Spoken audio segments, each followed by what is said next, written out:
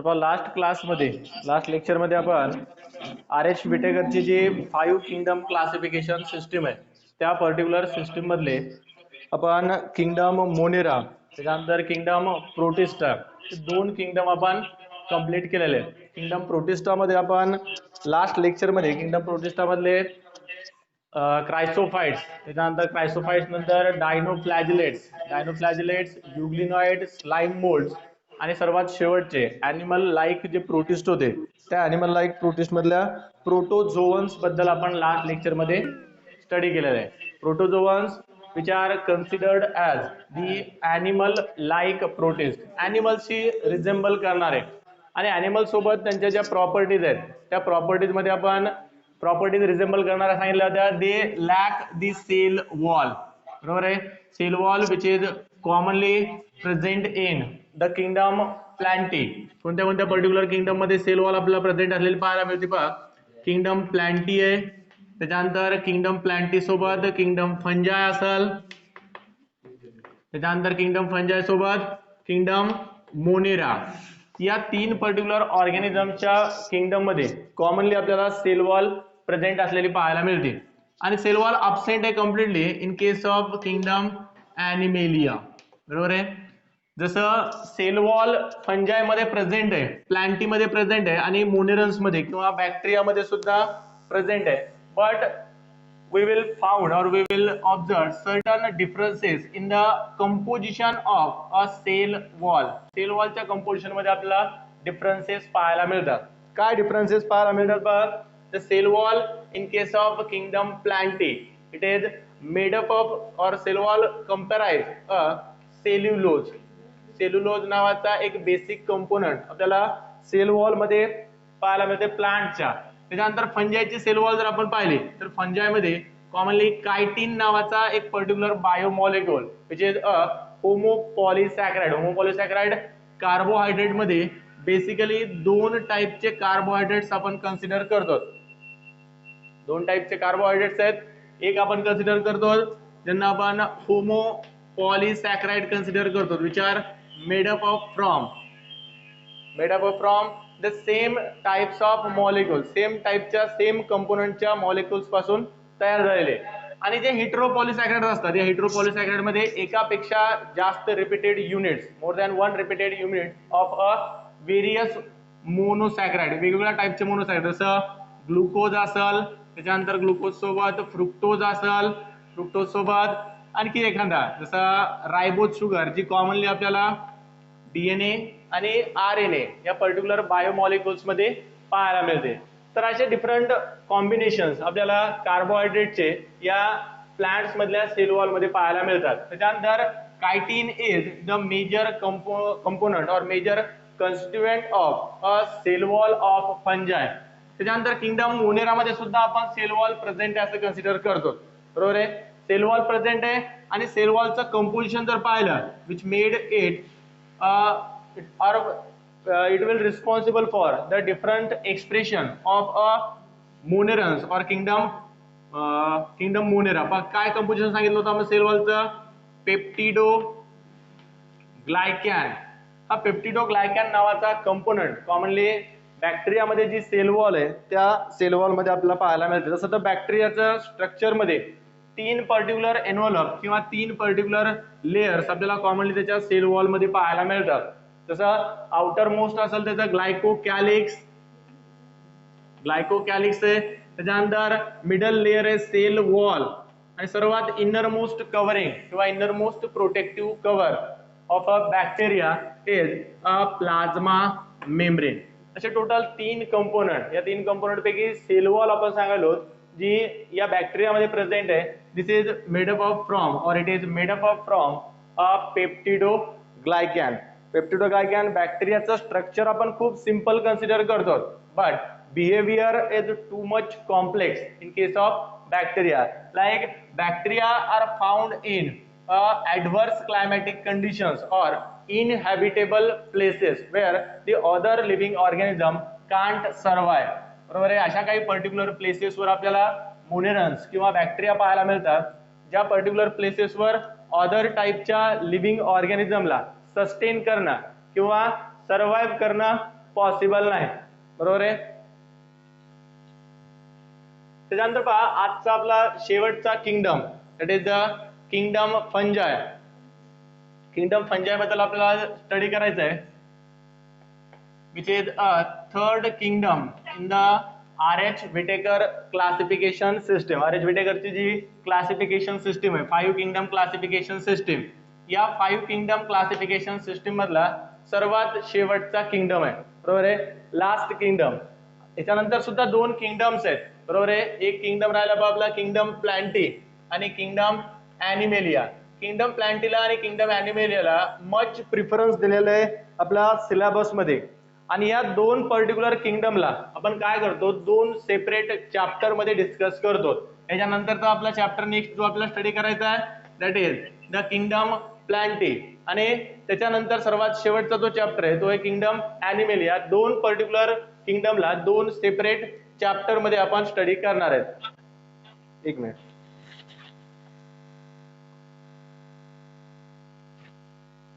चला, kingdom Plantae आणि kingdom Animalia 2 separate chapter मध्ये आपण स्टडी करायला, प्लॅन्टी प्लस ॲनिमेलिया. आणि किंगडम फंजाय पर्यंत आपण याच सेम चॅप्टर मध्ये आपण स्टडी करतो. किंगडम फंजाय च्या अगोदरचा जो किंगडम होता त्याला आपण किंगडम प्रोटिस्टा म्हणलो होतो. हा जो किंगडम प्रोटिस्टा आहे, this kingdom Protista include the organisms which are unicellular,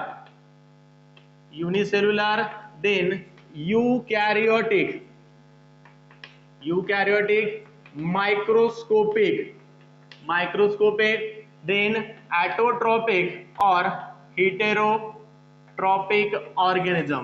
अशा टाइपचे बेसिकली ऑर्गॅनिझम्स आपण किंगडम प्रोटिस्टा मध्ये इन्क्लूड केले, जे ऑर्गॅनिझम मोटाइल होते किंवा नॉन मोटाइल टाइपचे होते. मोटाइल और the non-motile types of organism are commonly found in the kingdom protista. या किंगडम प्रोटिस्टा मध्ये जे 3 बेसिक टाइपचे प्रोटिस्ट आपण सांगतो, that is the plant like protist. Plant like protist आहेत. त्यानंतर प्लांट लाइक प्रोटिस्ट सोबत ॲनिमल लाइक प्रोटिस्ट, आणि थर्ड टाइपचे आहेत फंजाय लाइक प्रोटिस्ट. पण काय सांगतो आपण, प्रोटिस्टामध्ये प्लांट लाइक प्रोटिस्ट पासून पुढे इव्होल्युशन किंवा त्यांचं मॉडिफिकेशन होऊन एक स्पेसिफिक टाइपचे ऑर्गॅनिझम तयार झाले, ज्या ऑर्गॅनिझम्सला आपण नंतर प्लांट कन्सिडर केलं. त्याच्यानंतर जे ॲनिमल लाइक प्रोटिस्ट आहेत, या ॲनिमल लाइक प्रोटिस्ट पासून पुढे इव्होल्युशन होऊन त्यांच्यामध्ये पुढे मॉडिफिकेशन होऊन ॲडॅप्टेशन होऊन ॲनिमल लाइक प्रोटिस्ट पासून ॲनिमल्सचं फॉर्मेशन झाले किंवा ॲनिमल्सची आपल्या अर्थवर ओरिजिन झाले.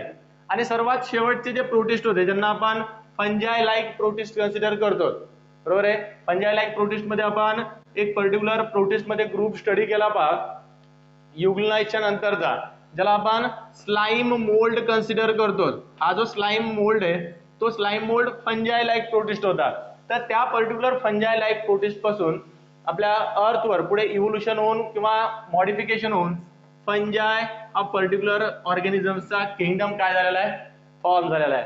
तर 3 बेसिक किंगडम 3 टाइपच्या प्रोटिस्ट पासून तयार झाले आहेत. तर प्रोटिस्ट पासूनच ओरिजिन झालेला प्रोटिस्ट पासून त्याचं फॉर्मेशन झालेलं आहे जो किंगडम आहे फंजाय. या किंगडम फंजाय बद्दल आपल्याला काय करायचंय, स्टडी करायचंय.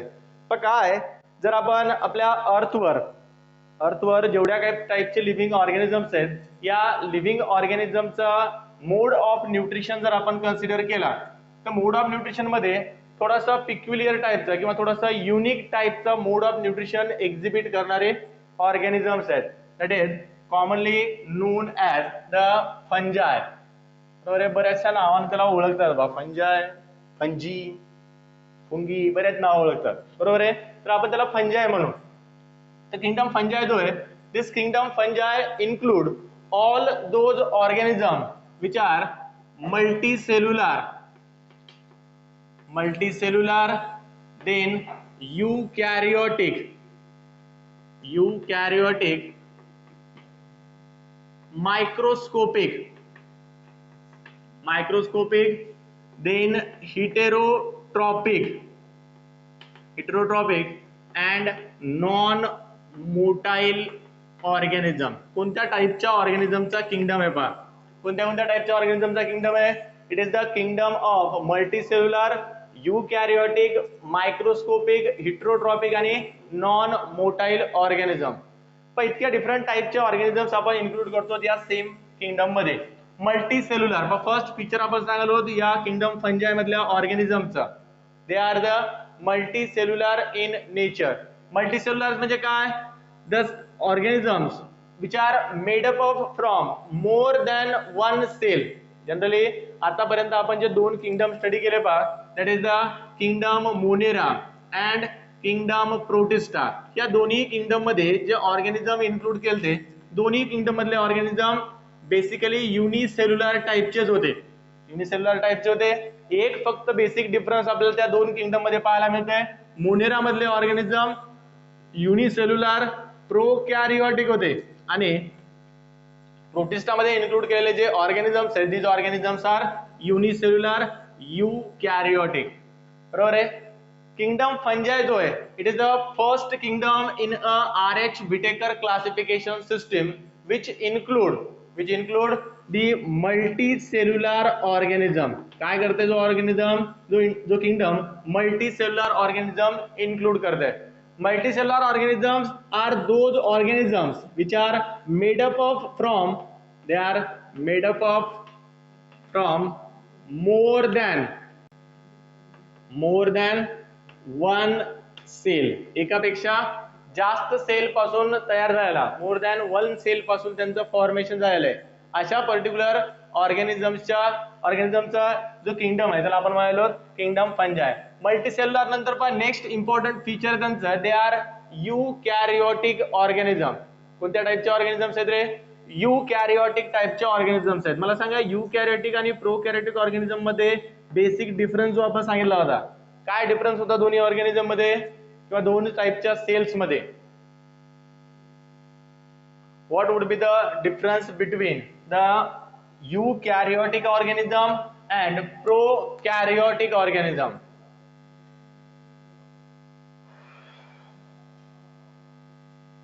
काय सांगतो आपण ज्या दोन बेसिक टाइपच्या सेल्स आहेत प्रोकॅरियोटिक सेल आणि eukaryotic cell. Prokaryotic cell the cell which has a primitive type of nucleus is termed as a prokaryotic cell, while the cell which has a advanced nucleus. तर दोन particular terms आपण इथे use करायला आहोत. Primitive nucleus and advanced nucleus. Primitive nucleus is the nucleus which do not have the nuclear membrane. एक अशी particular टाइपचे sale आहे ज्या सेल मधला न्यूक्लियस त्याच्यामध्ये न्यूक्लियर मेम्ब्रेन अब्सेंट आहे. त्याच्यानंतर न्यूक्लियोप्लाझम अब्सेंट आहे. Nucleoplasm and then nucleolus. Nuclear membrane, nucleoplasm and nucleolus are completely absent in the prokaryotic nucleus which is termed as the primitive nucleus. त्याच्यानंतर पुढचा जो न्यूक्लियस आहे ज्याला आपण ऍडव्हान्स टाइपचा न्यूक्लियस कन्सिडर करायला आहोत जो आपल्याला कॉमनली युकॅरियोटिक टाइपच्या सेल मध्ये पाहायला मिळते. युकॅरियोटिक टाइपच्या सेल मध्ये पाहायला मिळणारा ऍडव्हान्स न्यूक्लियस ज्या पर्टिक्युलर न्यूक्लियस मध्ये हे तीनही स्ट्रक्चर प्रेझेंट असतात. It is provided with nuclear membrane, nucleoplasm and nucleolus. लक्षात तिन्ही स्ट्रक्चर बेसिकली त्याच्यामध्ये प्रेझेंट आहेत. तर अशा युकॅरियोटिक सेल पासून न्यूक्लियस प्रेझेंट असून तो ऍडव्हान्स टाइपचा आहे. त्याच्यानंतर ऍडव्हान्स टाइपच्या न्यूक्लियस सोबत मेम्ब्रेन बाउंड सेल ऑर्गनेल्स या पर्टिक्युलर सेल मध्ये प्रेझेंट आहेत. बरोबर आहे. तर एवढ्या सगळ्या युनिक फीचर किंवा हे पर्टिक्युलर कॅरेक्टरिस्टिक एक्झिबिट करणारी जी सेल आहे त्या सेलला आपण युकॅरियोटिक सेल कन्सिडर करतो. आणि या युकॅरियोटिक सेल मध्ये प्रेझेंट असलेले जे सेल ऑर्गनेल्स आहेत ते सेल ऑर्गनेल न्यूक्लियस, त्याच्यानंतर न्यूक्लियस नंतर membrane bound cell organelle, non membranous cell organelle. Membrane bound cell organelles मध्ये बेसिकली दोन टाइपचे मेम्ब्रेन बाउंड सेल ऑर्गनेल्स आपल्याला या युकॅरियोटिक सेल मध्ये पाहायला मिळतात. पहा कोणत्या दोन टाइपचे. एक आपण सांगतो single membrane bound cell organelle आणि दुसऱ्या टाइपचे आहेत double membrane bound cell organelle. ते झाली युकॅरियोटिक सेल ज्या युकॅरियोटिक सेल पासून यांचं फॉर्मेशन झालंय. आणि त्यांचं जे स्ट्रक्चर आहे, this structure is made up of from a more than one eukaryotic cell. एका सिंगल युकॅरियोटिक सेल पासून तयार व्हायला असतं तर आपण त्याला अगोदरच्याच कोणत्या तरी एखाद्या किंगडम मध्ये इन्क्लूड केलं असतं, बरोबर आहे. Either it might be include in the kingdom Protista or in the kingdom Monera, but they are made up of from more than one cell, so they are included in the kingdom fungi. Microscopic आहेत. बस third feature आपण आता consider करायलो, they are microscopic organism. Microscopic आपण सुद्धा multicellular त्याच्यानंतर युकॅरियोटिक दोन्ही feature आपल्यामध्ये आपल्याला पाहायला मिळतात, बरोबर आहे. दोन्ही टाइपचे फीचर्स प्रेझेंट आहेत. But we are not microscopic. तुम्हाला पारेसरला पाहायचं असेल तर मायक्रोस्कोपचा यूज करायची गरज नाही, बरोबर आहे. तुमचे नेकड आहेत, तुम्ही तुमच्या उघड्या डोळ्याने इझिली पार्वेसरला ऑब्झर्व करू शकता. पण पार्वेसर सुद्धा कसे आहेत, मल्टीसेल्युलर आहेत आणि मल्टीसेल्युलर सोबत युकॅरियोटिक सुद्धा आहेत, बरोबर आहे. मोड ऑफ न्यूट्रिशन सुद्धा आपला अॅनिमलचा सुद्धा मोड ऑफ न्यूट्रिशन हेट्रोट्रॉपिकच आहे आणि फंजायचा सुद्धा मोड ऑफ न्यूट्रिशन हेट्रोट्रॉपिकच आहे. त्याच्यानंतर फंजाय नॉन मोटाईल आहेत आणि अॅनिमल्स मोटाईल टाइपचे ऑर्गॅनिझम्स आहेत. तर एवढ्या सगळ्या फीचर्स पण मायक्रोस्कोपिक इन द सेन्स आपण सांगालो दे आर, किंवा त्यांचे साईज जर आपण पाहिले तर size is smaller than the 100 micrometre. 100 micrometre पेक्षा स्मॉल साईज आहे. 100 मायक्रोमीटर पेक्षा स्मॉलर साईजचे जे ऑब्जेक्ट्स असतात या ऑब्जेक्ट्सला आपण आपल्या नेक्ड आईजनं ऑब्झर्व करू शकत नाही, बरोबर आहे. We can't observe the object which are smaller than 100 micrometre. 100 micrometre पेक्षा स्मॉलर असणारे ऑब्जेक्ट आपल्याला नेक्ड आईजनं ऑब्झर्व करता येत नाही. मग जे ऑब्जेक्ट या 100 मायक्रोमीटर पेक्षा स्मॉलर असतात त्यांनाच आपण काय कन्सिडर करतो, मायक्रोस्कोपिक ऑब्जेक्ट कन्सिडर करतो. आणि हे मायक्रोस्कोपिक ऑब्जेक्ट जर आपल्याला ऑब्झर्व करायचे असतात तर त्यासाठी आपण एक इन्स्ट्रुमेंट कॉमनली यूज करतो which is discovered by the Anton van Leeuwenhoek. Anton von Leeuwenhoek नावाचा एक ब्रिटिश सायंटिस्ट आहे, ज्या सायंटिस्टनं मायक्रोस्कोप फर्स्ट टाइम डिस्कवर केला आणि मायक्रोस्कोप डिस्कवर करून जे स्मॉलर ऑब्जेक्ट्स आहेत ज्यांना आपण कॉमनली मायक्रो ऑर्गॅनिझम कन्सिडर करतो या मायक्रो ऑर्गॅनिझम बद्दल फर्स्ट टाइम स्टडी केली. So he is considered as, this Anton von Leeuwenhoek is considered as the father of microbiology as well as the father of cell biology. कारण सेलची सुद्धा first time study करणारा तोच कार्यकर्ता होता, तोच सायंटिस्ट होता, बरोबर आहे. आणि मायक्रो ऑर्गॅनिझमची स्टडी करणारा सुद्धा तोच पर्टिक्युलर सायंटिस्ट आहे. त्याच्यामुळे आपण त्याला फादर कन्सिडर करतो सेल बायोलॉजीचा आणि सेल बायोलॉजीचा आणि मायक्रो बायोलॉजीचा. समजले. मायक्रोस्कोपिक आहे. त्याच्यानंतर मायक्रोस्कोपिकच्या नंतर मोड ऑफ न्यूट्रिशन जर आपण फंजाय मधला ऑब्झर्व केला तर खूप युनिक टाइपचा मोड ऑफ न्यूट्रिशन आहे पहा. Fungi show the heterotrophic mode of nutrition. आणि हिट्रोट्रॉपिक मोड ऑफ न्यूट्रिशन मध्ये बेसिकली एक युनिक टाइपचा हिट्रोट्रॉपिक मोड ऑफ न्यूट्रिशन आपल्याला फंजाय मध्ये पाहायला मिळते. मग काय मोड आपल्याला न्यूट्रिशनचा पाहायला मिळते हिट्रोट्रॉपिक मध्ये, जो सॅप्रोट्रॉपिक आणि सॅप्रोट्रॉपिक plus सॅप्रोफायटिक, both these mode of nutrition will be exhibited by the fungi. Saprotropic feed on the dead and decaying organic matter which is derived from rather than plants. बरोबर. प्लांट सोडून बाकीच्या ऑर्गॅनिझम मध्ये, बरोबर आहे, plant सोडून बाकीच्या dead आणि decaying organic मॅटरवर जर हे ऑर्गॅनिझम सस्टेन करत असतात किंवा सर्व्हाइव्ह करत असतात तर त्यांना आपण सॅप्रोट्रॉपिक मोड ऑफ न्यूट्रिशन कन्सिडर करतो. आणि जर सिम्पली फक्त प्लांटचं जर डेड आणि डिकेइंग ऑर्गॅनिक मॅटर जर यूज करत असतात, if they use only plant dead and decaying organic matter, plant source पासून दिलं झालेलं डेड आणि डिकेइंग ऑर्गॅनिक मॅटर जर असेल तर त्यावेळेस आपण त्याला सॅप्रोफायटिक मोड ऑफ न्यूट्रिशन कन्सिडर करतो. पण हिट्रोट्रॉपिक मोड ऑफ न्यूट्रिशन मध्ये बेसिकली दोन टाइपचे हिट्रोट्रॉपिक मोड ऑफ न्यूट्रिशन आपल्याला पाहायला मिळतात. एक असतात holozoic heterotrophic mode of nutrition आणि दुसऱ्या टाईपचा आहे ज्याला आपण म्हणतो ingestion. Ingestion type of heterotrophic mode of nutrition. Holozoic and ingestion. काय डिफरन्स आहे होलोझोइक आणि इंजेशन मधला? होलोझोइक मोड ऑफ न्यूट्रिशन मध्ये किंवा होलोझोइक हिट्रोट्रॉपिक मोड ऑफ न्यूट्रिशन मध्ये तो पर्टिक्युलर जो ऑर्गॅनिझम आहे तो ऑर्गॅनिझम फूड मटेरियलचं इंजेशन करत आहे. बरोबर आहे. It ingest the food material and digest it within the body.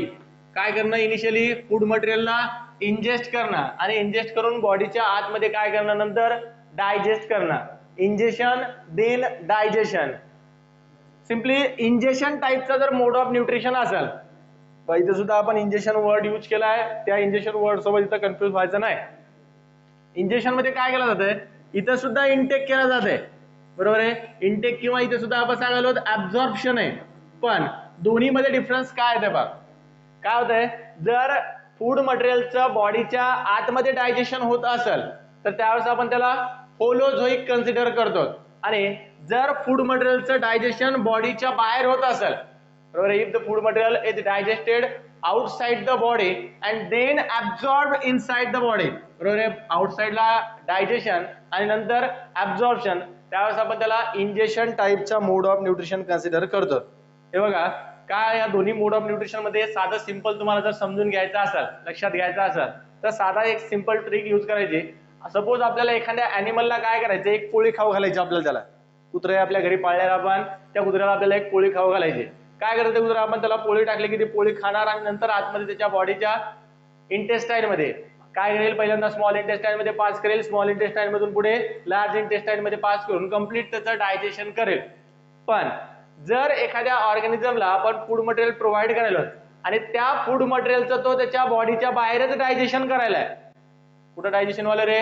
Digestion it takes place outside the body of an organism. त्या बॉडीच्या बाहेर त्याचं डायजेशन वाले आणि डायजेशन झाल्यानंतर डायजेस्टेड फूड मटेरियलला काय करायला? नंतर तो ऍब्झॉर्ब करायला आहे.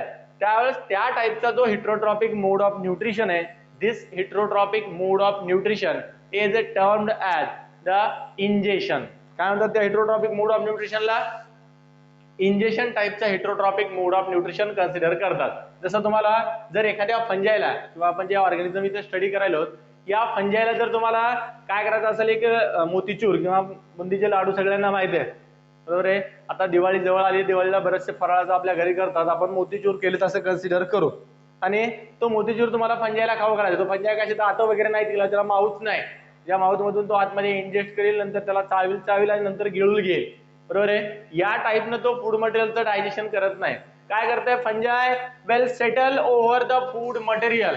त्याची सेटलमेंट होती म्हणजे त्या पर्टिक्युलर सबस्ट्रॅटमवर त्या फूड मटेरियल तो काय होतंय?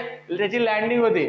लँडिंग झाल्यानंतर त्याची जी बॉडी आहे, कॉमनली मायसिलियम आपण फंजायचं स्ट्रक्चर कन्सिडर करतो, त्या मायसिलियम मधून तो काय करते? काही डायजेस्टिव्ह एन्झाइम्स सिक्रीट करते, बरोबर. It secrete certain digestive enzymes outside the body over the substratum or over the food material. जे काही फूड मटेरियल त्याला डायजेस्ट करायचंय त्या फूड मटेरियलवर तो काय करतंय? डायजेस्टिव्ह एन्झाइम सिक्रीट करतंय आणि डायजेस्टिव्ह एन्झाइम त्या पर्टिक्युलर फूड मटेरियलवर सिक्रीट केल्यानंतर त्या फूड मटेरियलचं ज्यावेळेस कम्प्लीट डायजेशन होईल, बरोबर आहे, म्युकर तुम्ही कधी पाहिला असेल बा, त्या पर्टिक्युलर सबस्ट्रॅटमचं ज्यावेळेस कम्प्लीट डायजेशन होईल, डायजेस्ट झालेलं फूड मटेरियल या फंजायद्वारे रेडियली काय केलं जाते? नंतर ऍब्झॉर्ब केलं जाते आणि ऍब्झॉर्ब करून त्या फूड मटेरियलचा नंतर हे organism as a source of energy म्हणून काय करतात? यूज करतात. समजलंय? तर एवढे 2-4 पॉइंट लिहून घ्या.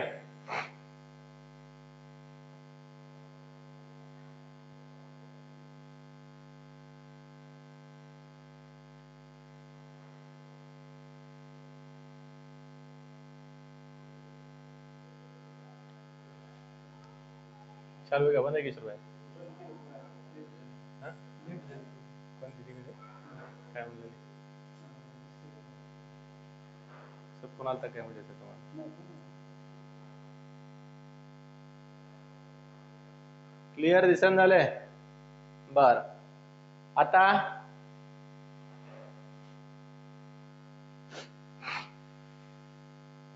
काय काय पॉईंट सांगितले बाबा? मल्टीसेल्युलर आहेत, युकॅरियोटिक आहेत, त्याच्यानंतर मायक्रोस्कोपिक आहेत, हिट्रोट्रॉपिक आहेत, आणि सर्वात शेवटचा पॉईंट एक आपल्याला स्टडी करायचा आहे. These are the non motile organism. Non motile organism. तर नॉन मोटाईल कशामुळे म्हणतात, त्याचं रिझन काय, त्याबद्दल आपण क्लिअरली डिस्कस करणार आहे.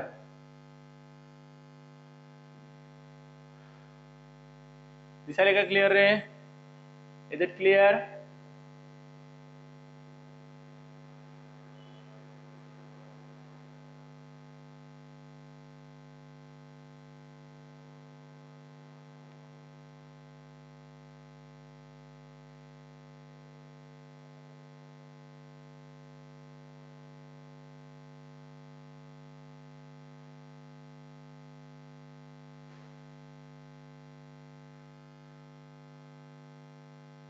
मुडू का रे? झालंय? पाणी एक मिनिट. अरे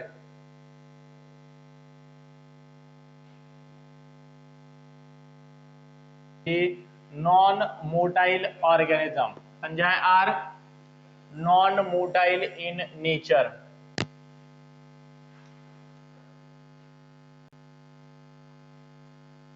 नॉन मोटाईल.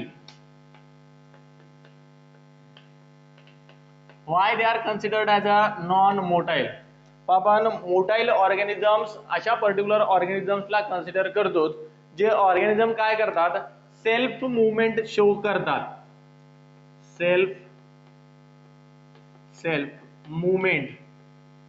सेल्फ मुवमेंट काय करतात, एक्झिबिट करतात. सेल्फ मुवमेंट एक्झिबिट करणाऱ्या ऑर्गॅनिझम्सला आपण मोटाईल टाईपचे ऑर्गॅनिझम कन्सिडर करतो.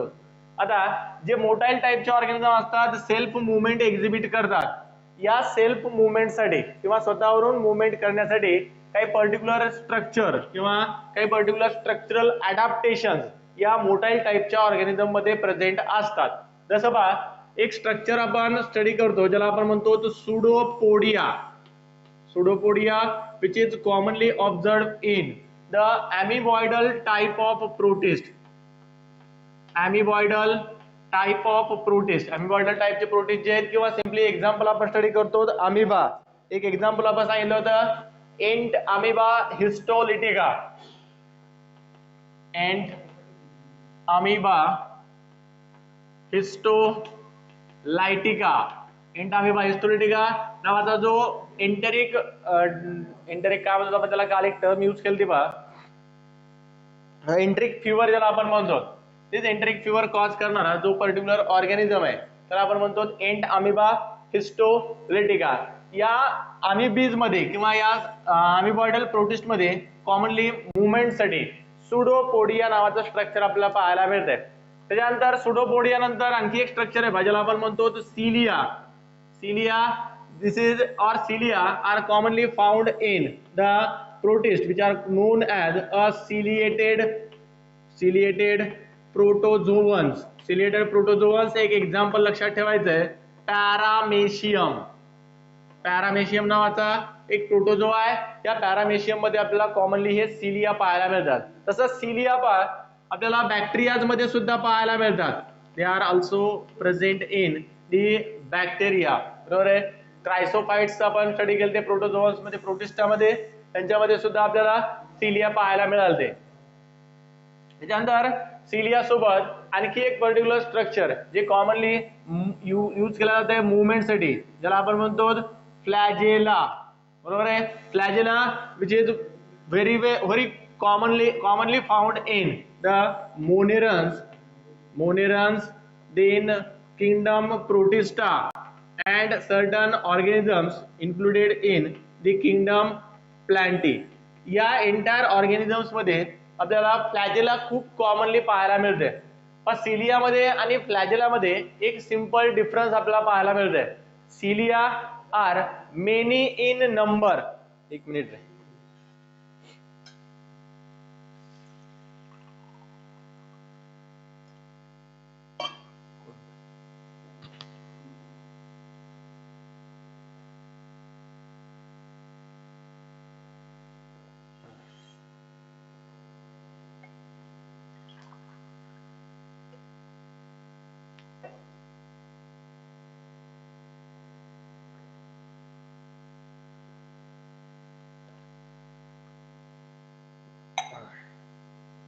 सिलिया आणि फ्लॅजेला मध्ये एकच सिंगल डिफरन्स आपल्याला पाहायला मिळतंय. Cilia are many in number while flagella are lesser in number. फ्लॅजेलाचा नंबर कमी आहे, बरोबर आहे, फ्लॅजेलाचा नंबर कमी आहे, बट साईज इज लार्जर, बरोबर आहे, साईज ना लार्ज असतात आणि नंबर ना कमी असतात. कशाच्या कंपॅरिझन मध्ये आपण सांगायलो आहोत, in comparison with the cilia. Cilia are smaller in size but very larger in the number. Cilia मध्ये आपल्याला synchronized type ची movement पाहायला मिळते.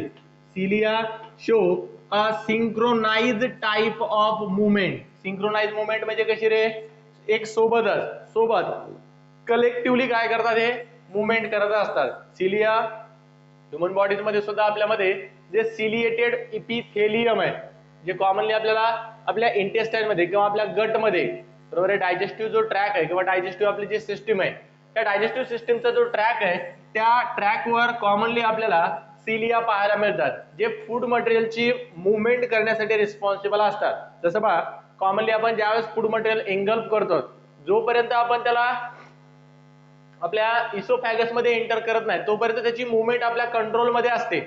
पण ज्यावेळेस आपण त्याला एंगल्फ करतो, गिळतो, आपण गिळल्यानंतर पुढची जी मुवमेंट आहे त्या पुढच्या मुवमेंटला आपण कंट्रोल करू शकत नाही. It is a involuntary movement due to the involuntary types of muscle. पूर्ण डायजेस्टिव्ह सिस्टम मध्ये, डायजेस्टिव्ह ट्रॅक मध्ये आपल्या इनव्हॉलंटरी टाइपच्या मसल्स असतात, ज्या इनव्हॉलंटरी मसल्स काय करतात, कंटिन्युअसली कॉन्ट्रॅक्शन रिलॅक्सेशन करतात आणि फूड मटेरियलला पुढे पुढे पास करतात. इनव्हॉलंटरी मसल्सची तर मुवमेंट आहे, पण त्या इनव्हॉलंटरी मसल्सच्या मुवमेंट सोबत सिलिया सुद्धा तिथं काय करतात, बेसिकली त्या मसल्सच्या मुवमेंटसाठी किंवा फूडच्या मुवमेंटसाठी हेल्प करतात. सिलियाची मुवमेंट सिंक्रोनाइज आहे, म्हणजे इंटेस्टाइनच्या दोन्ही साईडचे जर सिलिया असतात तर एकाच डायरेक्शन मध्ये अशी काय करतात, मुवमेंट करतात आणि फूड मटेरियलला पुढे पुढे पास करतात. ज्यावेळेस आपल्यामध्ये आपल्याला ज्यावेळेस वोमिटिंग पाहायला मिळते, वोमिटिंगच्या वेळेस काय होतंय, अपोजिट डायरेक्शन मध्ये सिलिया मूव्ह करतात, बरोबर आहे. फूड मटेरियल काय होणार, आपल्या डायजेस्टिव्ह सिस्टीम मधून माउथ मधून पुन्हा बाहेर येणं. रिव्हर्स डायरेक्शन मध्ये जर मुवमेंट झाली तर फूड मटेरियलची रिव्हर्स डायरेक्शन आपल्याला पाहायला मिळते. आणि जर प्रॉपर डायरेक्शन मध्ये हे सिलिया मूव्ह करत असतात, अशी मुवमेंट असेल त्याची, सिलिया म्हणजे आपले फिंगर्स कन्सिडर करायचे, या फिंगरची या डायरेक्शनला अशी मुवमेंट वाली तर फूड मटेरियल पुढे पुढे पुढे पुढे काय केलं जात आहे, पास केलं जात आहे. आणि ज्यावेळेस अपोजिट डायरेक्शन मध्ये मुवमेंट करायला सुरुवात करतात त्यावेळेस बडा बडा बडा बडा बडा बडा सगळं काय होईल, बाहेर येईल.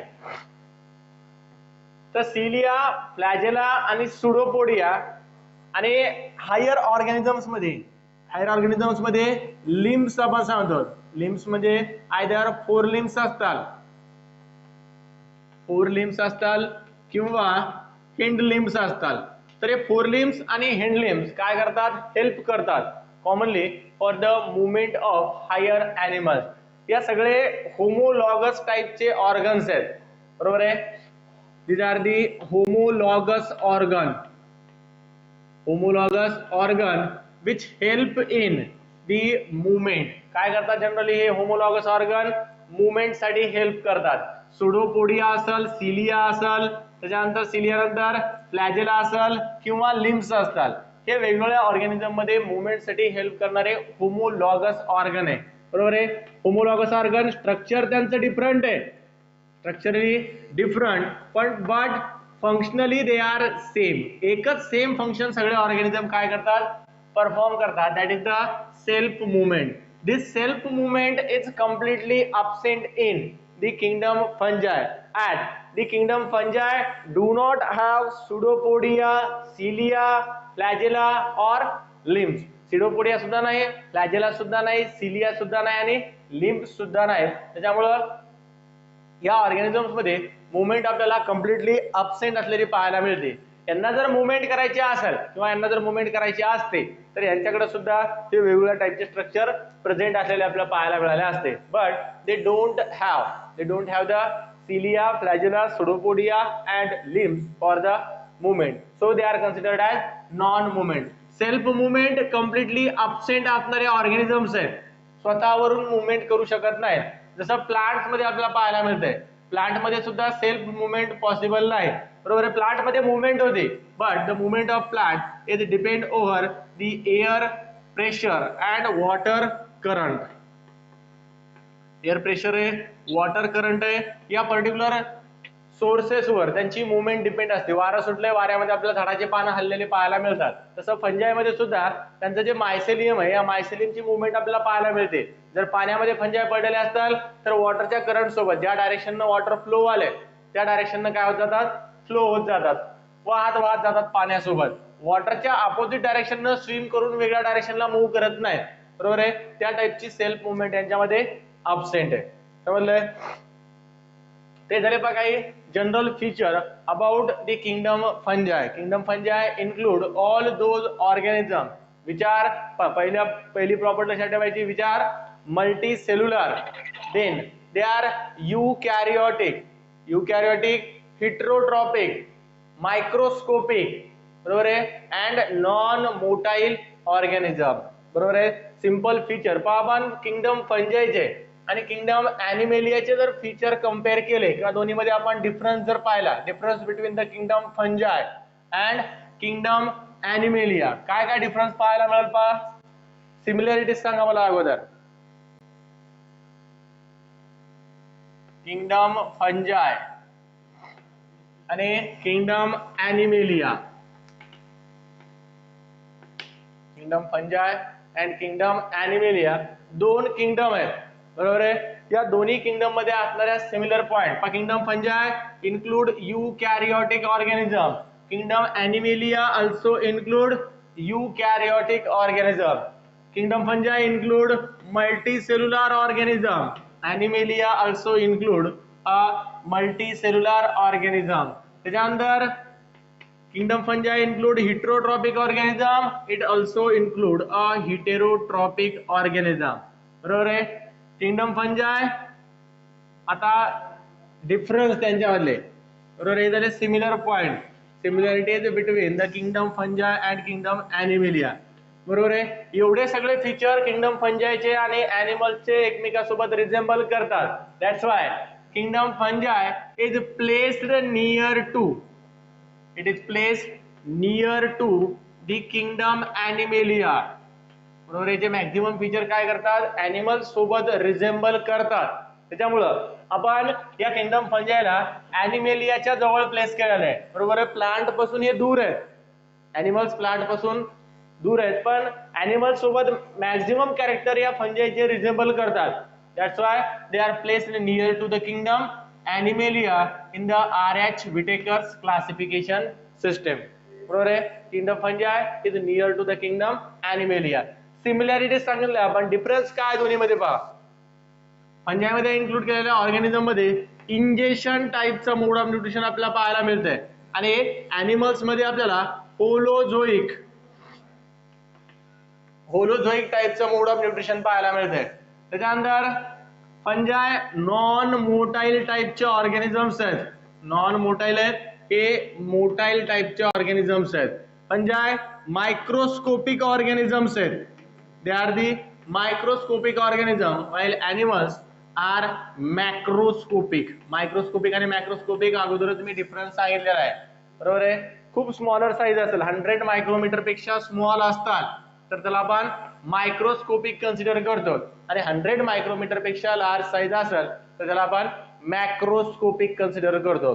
तर एक मायक्रोस्कोपिक आहे, एक मॅक्रोस्कोपिक ऑर्गॅनिझम आहे. Micro means small, macro means larger टाइपचा ऑर्गॅनिझम, समजले. तर हे काही पर्टिक्युलर फीचर्स जे किंगडम फंजाय मध्ये आणि ॲनिमल्स मध्ये आपल्याला सिमिलर टाइपचे पाहायला मिळतात, आणि काही पर्टिक्युलर फीचर्स ते दोन्ही मध्ये आपल्याला डिफरंट टाइपचे पाहायला मिळतात, समजले. तर किंगडम फंजायला आपण काय करतो, बऱ्याचशा क्लासेस मध्ये डिवाइड करतो, जसं ॲस्कोमायसिटिस, बॅसिडोमायसिटिस, ड्यूटेरोमायसिटिस. या पर्टिक्युलर डिव्हिजन बद्दल किंवा जे क्लासेस फंजाय मध्ये इन्क्लूड केलेले आहेत त्या पर्टिक्युलर क्लासेस बद्दल आपण नेक्स्ट लेक्चर मध्ये डिस्कस करू. We will discuss in detail about the various classes included in the kingdom fungi. समजले. तर इथून पुढचा पोर्शन इम्पॉर्टंट आहे, त्याच्यामुळे थोडंसं लक्ष देऊन ऐकायचंय.